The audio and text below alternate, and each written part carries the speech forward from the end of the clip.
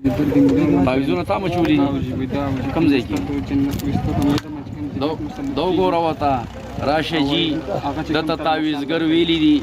دته هغه دمګر ویلي دي چې یاره ستا په دې معده باندې جن ناست دی او مسلط کېږي پې او که تاسو ورته ووې چې زما په معده خو جن ناست دی تا ته خدا پته ولګېده خو زه د دې جیب نه سره وباسم او تا ته په دې موټي کې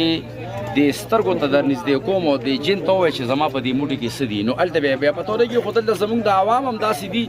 چې دا هم خفه دي نه شي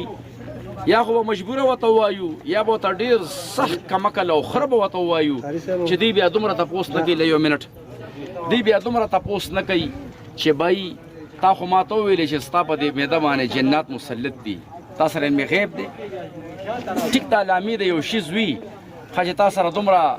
جنات شته جناتو تا ته وویې سبب منځ کې راغی ټیک شوه چې سبب رالو مو سبب خپله رالو تا سره جن دی نو جن تا ته وویې چې یاره دلته کې جن ناست دی هغه د سره ما ومنو ده خو اوس دې جن ته ووایم چې زما په دې لاس کې شابه زر تر زره ته ووایه چې زما په دې لاس کې څه شی دی نو دی به روغ غونده کې رنګ ووایي نو تا ته پته ولګي چې ظالمه دروغ دې راته ووایي دا خلک د 2 ټکو دپاره د 5 روپو دپاره او د خپلې شکرانې دپاره او د خپل دربار د شریدو دپاره دغه مسلمانانو ته دروغ وایي په تا تعویذ دی په تا جن دی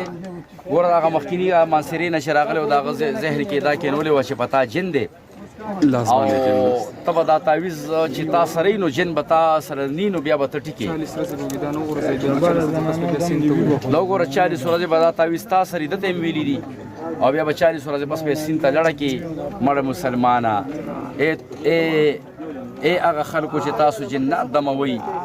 ظالمانو دا خلکو ته دا خبرې مه کوئ میډیا ته څومره چې زمونږ په دې پاکستان ملک خدادات پاکستان کې څومره ښکلې ملک دی دی کې چې څومره میډیا ده دې ته مې دا درخواست دی چې هغه خلک راونیسئ چې کوم دا د جناتو کار کوي او بیا خو که د جناتو کار کوي خیر دی هغه خو به کار خیر به ټیک ده څه دم به کوي هغه تکلیف به لرې کېږي خو دا خبرې چې کوي چې په تا جن دی او په تا تعویذ دی او په تا جادو دی او په تا 200 تعویذونه دي او په تا 50 تعویذونه دي هلته ښخ دي او دلته ښخ دي او انګور در باندې کړي دي وروڼو دا راونیسئ دی له خیر د قانوني شرعاً سزا ورکړي او دی د خلکو په زړونو کې په کورونو کې په بدنونو کې مسلې پیدا کوي او بدۍ جوړې کوي او بدۍ جوړوي او پریشانۍ جوړوي الله تعالی دې ورته هدایت وکړي که هدایت یې په نصیب کې نه الله دې په خپل قهر ووالي